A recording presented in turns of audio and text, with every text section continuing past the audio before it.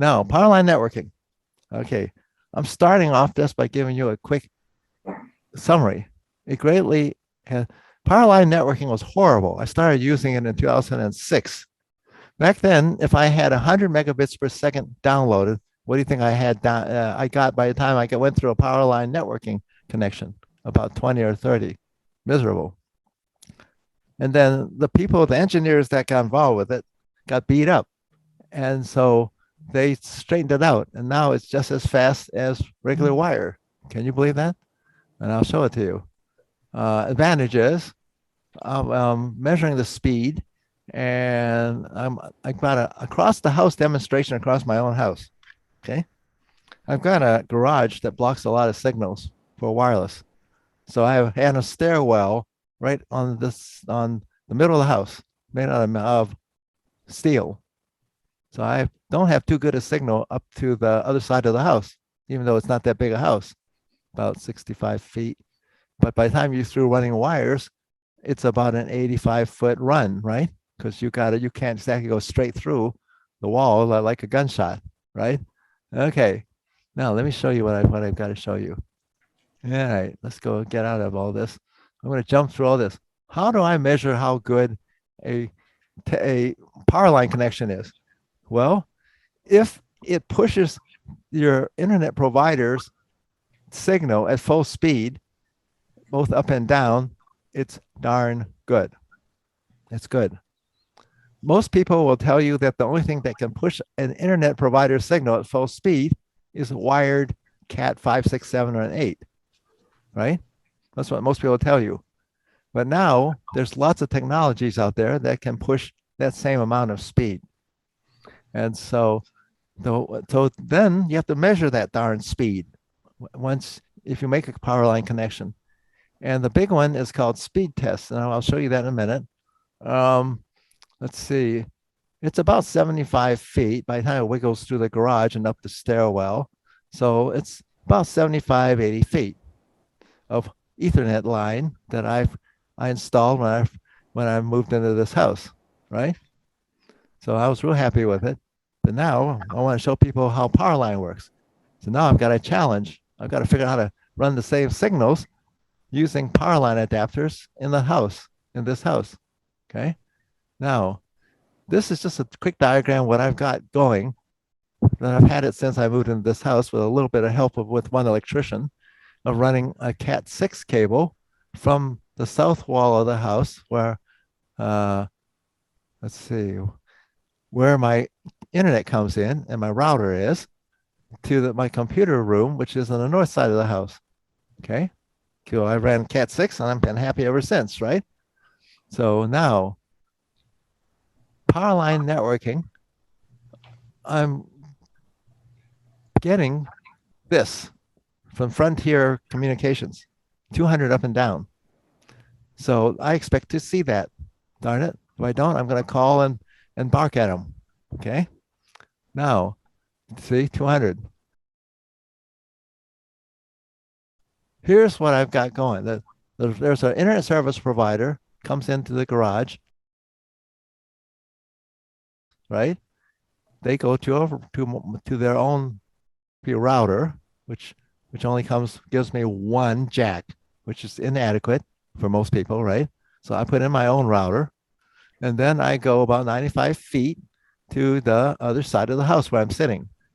See, the actual power line connection, if I'm using power line, the success of how fast it runs depends on two things: how up to date of a power line networking model you've got, and the travel, the path the power line system gives the signal. And I'll show you that in a minute.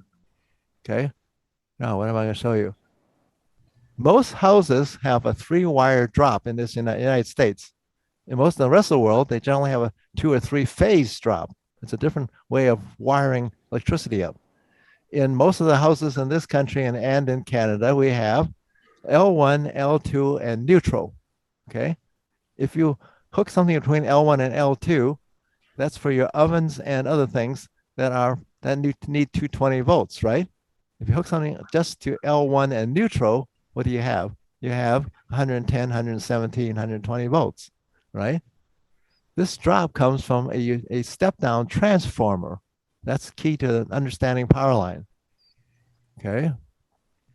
Now, this drop ends up at a circuit breaker panel that looks like this. You see, and this is a very typical diagram. And what happens is the L1 goes to 1, 2, 5, 6, 9, 10. This is some kind of a mathematical progression, right?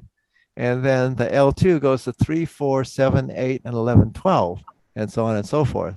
Okay. You had to learn that in math back in high school. Okay. Now, if your power line signal can stay on one line or the other line going through breakers, you have a fast signal, as long as you have the more recent, made within the last 2 or 3 years, models of power line adapters. And that's a complicated issue also. I'll tell you some of the history of that so that you don't buy the wrong stuff. Okay. Now, what happened is, for a long time, I couldn't get a good signal to the second floor. I suddenly realized that the second floor was on L2 breakers, and most of the first floor was on L1. So what happened is, to make a long story short, my signal had to go through my neighbor's buried transformer, and it brought all my power line signals down to about half. Okay. Now, I didn't really mind, but it certainly wasn't what I wanted, because I was paying for quite a bit more than that for the work I was doing as a volunteer. Okay. So in your panel, you have a neutral, you have L1 and L2, and it all goes off to a step down transformer somewhere. In my case, it's in the neighbor's yard about 50 feet away, and with a round trip of around 100. Okay. It's buried in a easement area along the fence. Okay. So that's what I've got. If I have to go between breakers, they're on the wrong side, L1 on the first floor and L2 on the second floor. That causes a problem. Okay. Now, if I have it, and I'm going to show you a real quick, for laughs, I'm going to show you a connection. I'm going to jump over here. I'm going to go over to this laptop of mine. Okay. And you notice I've got it going through L1 and then back to on L1 from the first floor to the second floor. And you notice it's pretty darn fast, right? Well above the standard of what the company I've been promised by my internet provider, right? And so if I run it live, you'll see that it varies, and it does some weird stuff. And coming across from one computer to another, it's a little blinky, right? And it's just the way it works when you connect one computer to another using virtual network computing. So let's see what happens. It's 204 down, and it's got 204 down, and around 100 and maybe a little over 100, I don't know, 200, whatever that happens to be at the time. It changes all the time. 197. Okay. So what happens there is, what am I doing? That's the wrong one. What happens there is I'm going this way. If I can find this one. I'm going across from the first floor to the L1 side of the breaker panel and back to the second floor on this. Actually, I have a back backwards, right? This is the second floor on the south side. I'm going through breaker 9 and breaker 17. And if you go through and now if I go to the previous slide, if I connect to another set of breakers, see if I can show you this one. If I go through from started on breaker 9 on the upstairs and breaker 11 on the other side of the house, I go through the electric power utility step-down transformer because there's no direct connection inside my breaker panel between L1 and L2. This is the 100-foot journey that the power line has to go through, signal has to go through my neighbor's yard, a bunch of underground buried cabling, and through the power company's step-down transformer. So there's a lot of junk that's going through, right? And I'm going to only get about half that amount of signal going through to my house. See? So for the longest time, I thought that's the best I could do. See? What else can I tell you about? Yep, it goes up and back. Okay. Baker's 9 and then 11. This time I drew it right. Okay. Have any questions yet? Okay. I don't have any questions, but I'm kind of lost with all of this. Do I need to know about L1 and L2? That's just it. I mean, you're explaining something that I really understand, but I don't think I need to know. Okay. So what's the next step then? The next step is if you hired a professional electrician to tell you, explain all this and try to figure all this out for you, you would know all this. In the meantime, when I went to my wife's friend's house, what do you think I did to try to find the best possible connection? Trial and error, right? So what happens is you try one set of plugs, you try another set, and you write down the speed you get, and sooner or later either you succeed or you don't. But in my case, I generally succeed because I'm very creative, and I eventually figure out how to get either all breakers all on L1 or L2. In other words, I don't expect you to run into a home or your own home and analyze all this like I've done. But if I don't explain this to you, you wouldn't really know why it's such a mystery, why some combinations of plugs on the ends are so much faster than others. So that's the only reason I'm explaining it to you, is because it helps you understand why it seems like such a mystery. Okay. So you don't have to, if you don't have a diagram of all the breakers in your house and where the different outlets go to, and you don't know which is on L1, which is on L2, so be it. But at least if you'll know that you'll have to do a trial and error until you find a combination that works. That's what I'm trying to tell you. Sir? Francis, are you saying that if you're on the same side of your circuit breaker, you call them L1, L2, then you will have your routers working better than having them on two separate sides of your breaker panel? And picking which outlets are on the same side of your panel will make the difference of your connection speed. Whereas if you split it on two different sides of your panel, then you will not have the same speed because it has to run out to the power box or out to the transformer and back in. Is that what you're saying? That's exactly what I'm saying. The other thing I'm saying is the transformer isn't going to transmit through its windings the signal as well as if you just went through a copper piece of strip of copper and steel running through your board, your box. So the big thing here that you're explaining is find a set of circuits that both outlets are on the same side of your panel to make sure that you don't do that going out through the transformer and back in. Absolutely. That's exactly. Very clear. Very clear. And I appreciate you explaining the reason why you'd want to search for that, so you don't split your panel and go on either side. The other thing, knowing a little bit about electricity, if you happen to hit and know a little bit about electricity in your outlet box, and you would happen to pick two different outlets, two different side panels, you can just simply switch the wire above and below in your panel and put that other circuit breaker on the same side. They're only one off. So you can easily switch that if you don't want to get shocked.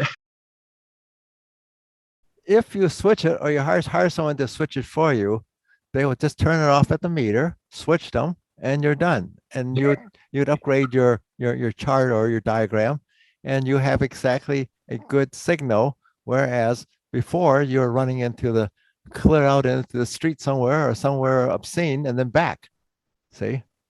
So it's not that hard to do. And so there are many things you can do if you understand that you need to be on one side or of the panel. That's all. And you don't have to know it too well. You just have to, if you're like me, you just walk into somebody's house and try a bunch, make some with a laptop and find one that's the right speed and you leave. I didn't go and spend a week analyzing the guy's circuit breaker system. See? So, okay, now let's look at some of this. That's a normal outlet, right? And those most of you, that's hot, that's ground, and that's neutral. Why is that important? Well, I'm going to tell you a little secret. If you have a really old house and you don't have a ground, this power line stuff doesn't work as good. In some cases, it won't work at all. It all depends on a good, solid earth ground. And I don't know why. I'm not enough of an engineer to explain that. Okay.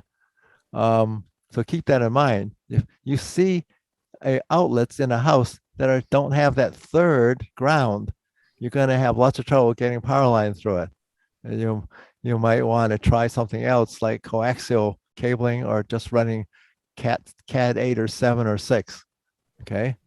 Now, what else can I tell you about? That's the back end of these power line adapters.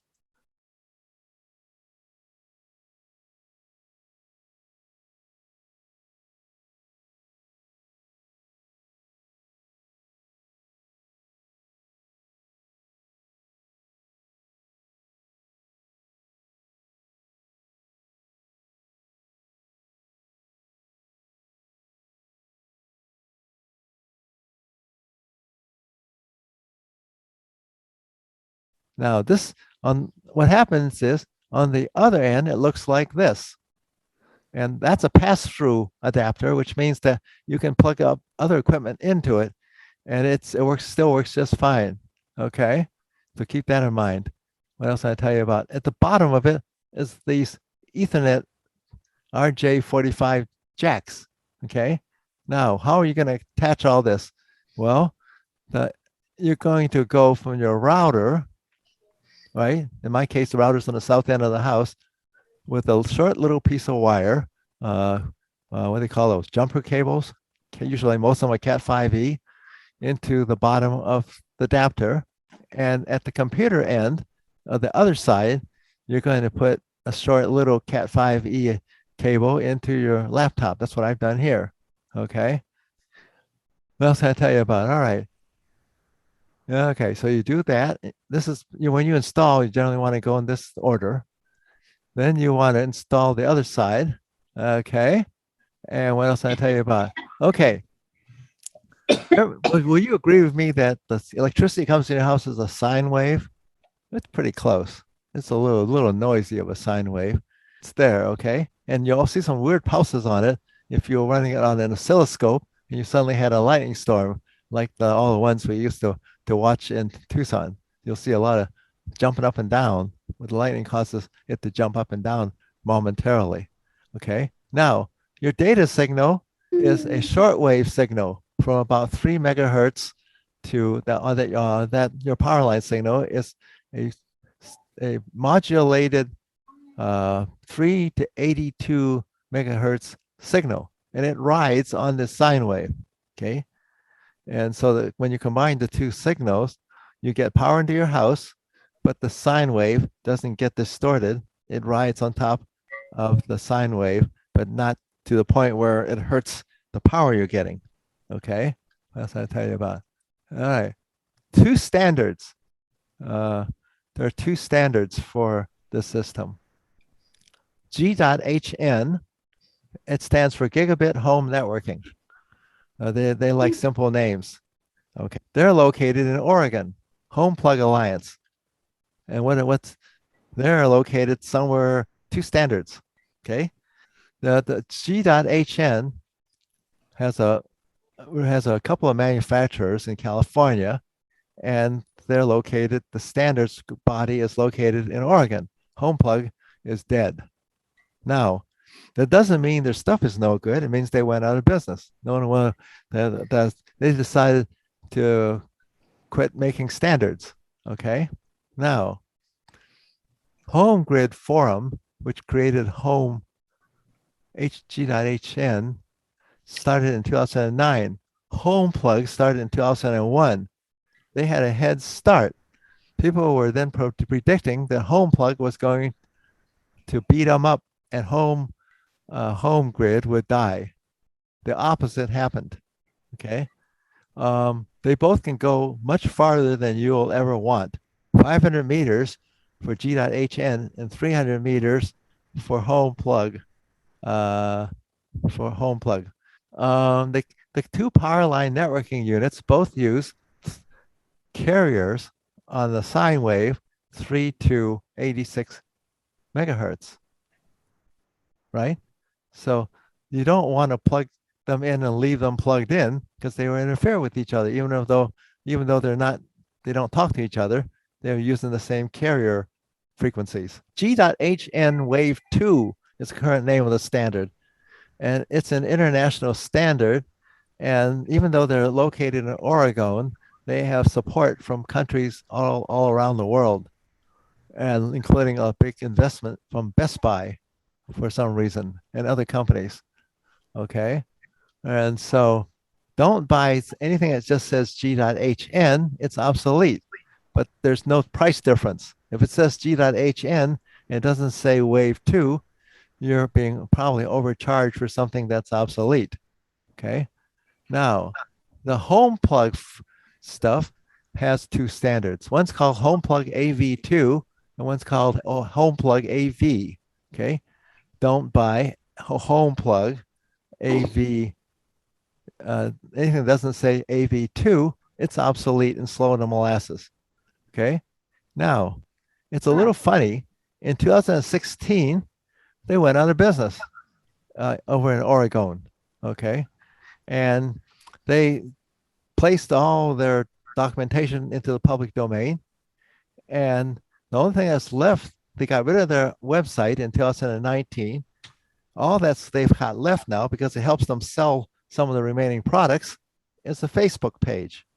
And to get into it, they decided that it's safer to make you log into your Facebook account. So I haven't been able to get into their Facebook page anymore. I'm pretty sure most Facebook pages will be like that. Okay. Now, Home Plug has had a long and storied life. Look at all these standards they generated before they went belly up. Home Plug AV 500, Home Plug AV 500, 600, 1200, and 2400. Now, what do you think you should be buying if you see any out there on the market still? The last two. They're the only ones fast enough to go as fast as gigabit Ethernet. Okay. The other ones are too slow. Now, just because they went out of business doesn't mean the stuff is no good.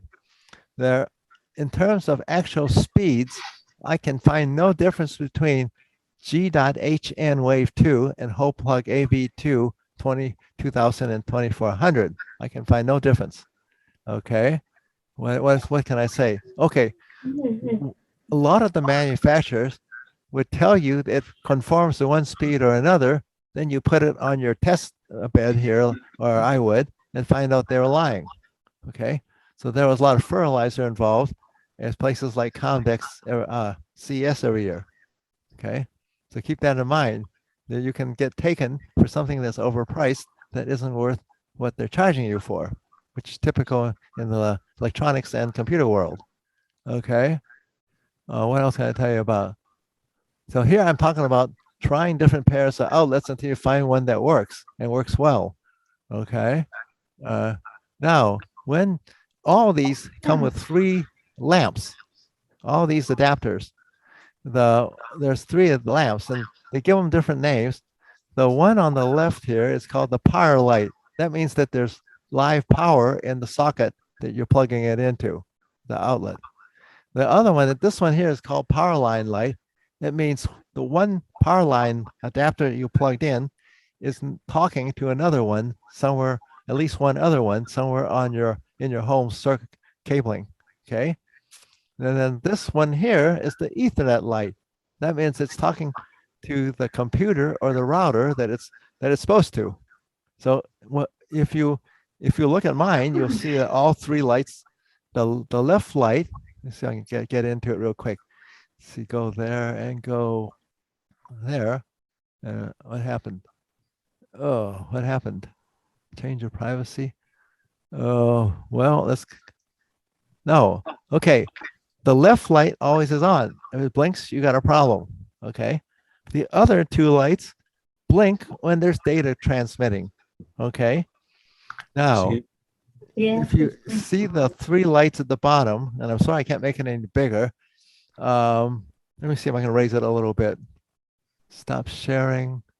Let me see. Maybe it's at the bottom of your screen. Let me see if I can make it a little higher up. Let's go there. Let's see if I can get this thing moved a little bit. Screen sharing. There. Now you guys see the three lights at the bottom? Three lights. Okay, three lights. The leftmost light is bad if it blinks. There's some problem, either with the quality of the electricity coming in or the thing's dying. Usually it meant that there's time to buy a new one. Okay.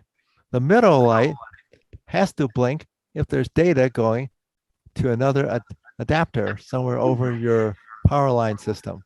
And the far light is only blinks if there's something actually doing something, that some real equipment you've got, like a router or a computer tied to it. Okay. And so if you, I think I'll cover this later, but if you have a neighbor that's also running power line, you don't want to run the same stuff they're running. It's not something you want to run, because then you'll interfere with each other, and in some rare cases, you'll be able to actually get into their network. Okay. Now, the power line companies have provided, the power line networking companies provided ways for you to press buttons to encrypt and pair with security certificates, pairs of these adapters. The pairing slows you down 5 to 10%. So currently I don't have that set up. In the future, they claim that the pairing will not slow down your power line adapters. Okay. Now, one time I gave my neighbor some power line adapters because he needed some, and I had some older ones I didn't care about, and he didn't have very fast internet, so the speed didn't matter to him.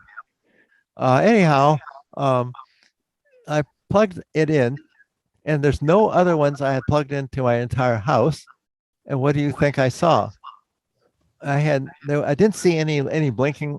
I got a solid light here, and I started gaining some blinking here, and then I had no lighting. I had no light here. When I plugged the computer into here, it wasn't good enough of a signal for me to connect to his network, but obviously he was nervous, so I went and connected a G.HN set in my house instead of the set that I'd given him. So use different sets to avoid interference with your neighbors, and you'll both be happier. Okay, that's what I tell you about. Now, I hate to give you the bad news, but I'm going to go back to the presentation, and I'm going to go here. I'm going to go here and tell you that I have been there's first of all, back in 2010, and there was a competing standard called Universal Power Line Association. Okay, they were located out of somewhere in the south part of this country. They went belly up also. They couldn't get enough interest. You can still buy their stuff. It won't talk to any of your existing stuff, and it's slower than molasses. Okay, so don't buy Universal Power Line stuff on eBay usually, or anywhere you find this stuff. Okay. Oh, what else can I tell you about? All right. Subcarriers. Okay, now size cell. Okay, if you put in more than two power line networks, they all talk to each other. It's one big happy family, but each one you add slows everything down 10 to 20%, 5 to 10 to 15% roughly. So I never put in more than two at a time in a house if I can help it, because I don't want people screaming that they're not getting their full speed. Okay.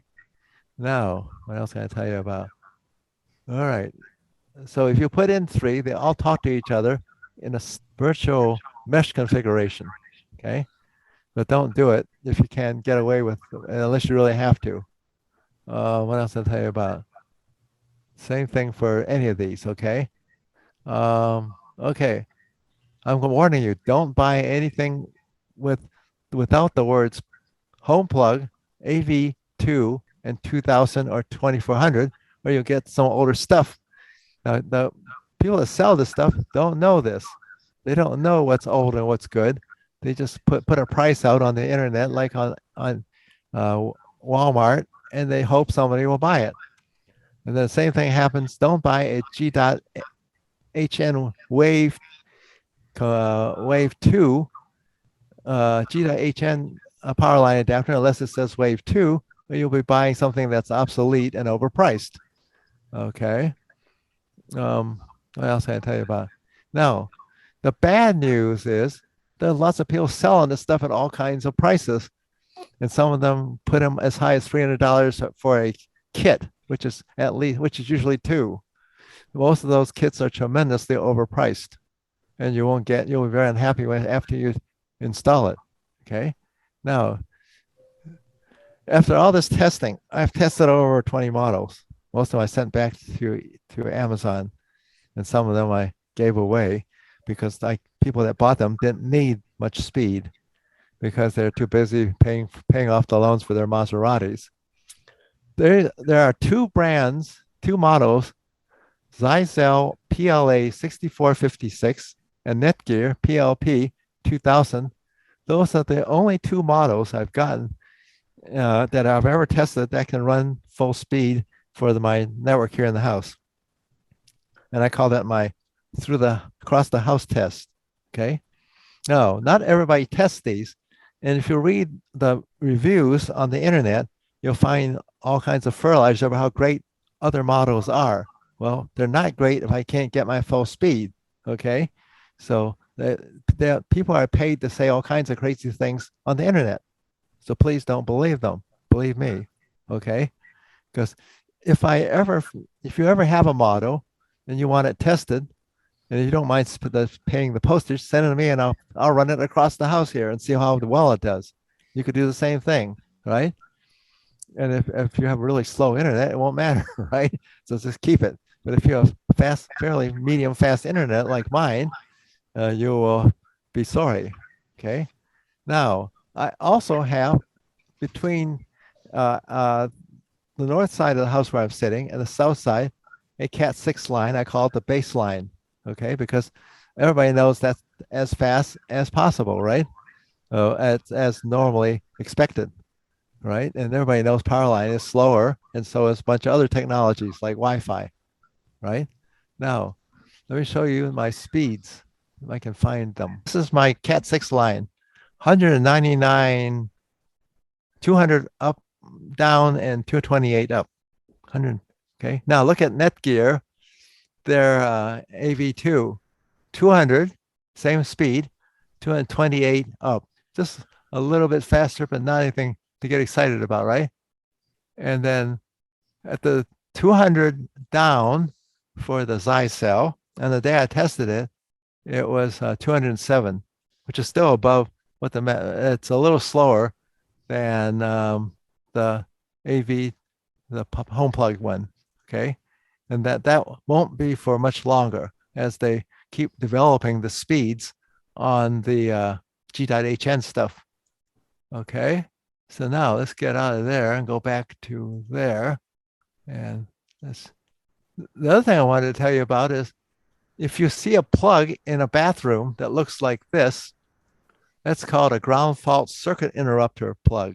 I know you don't have to know about that, but I'm going to warn you, if you see a plug like this, it will slow down and block some of your power line signals. Okay. And so keep that in mind. If you see anything like that, the current codes require them in bathrooms and kitchens and in garages. So, if you see those, you might have trouble getting a signal fast enough. Okay. You don't get them in office areas generally, and you don't generally see them in bedrooms. Okay. What else was I going to tell you? Okay. After all this darn testing, I only got these two models, and you can still buy them. And I'm hoping to find other models, but obviously I haven't succeeded, right? So you're welcome to buy the models that are the fastest, but if your internet is much slower, it probably doesn't matter to you what exactly you've got.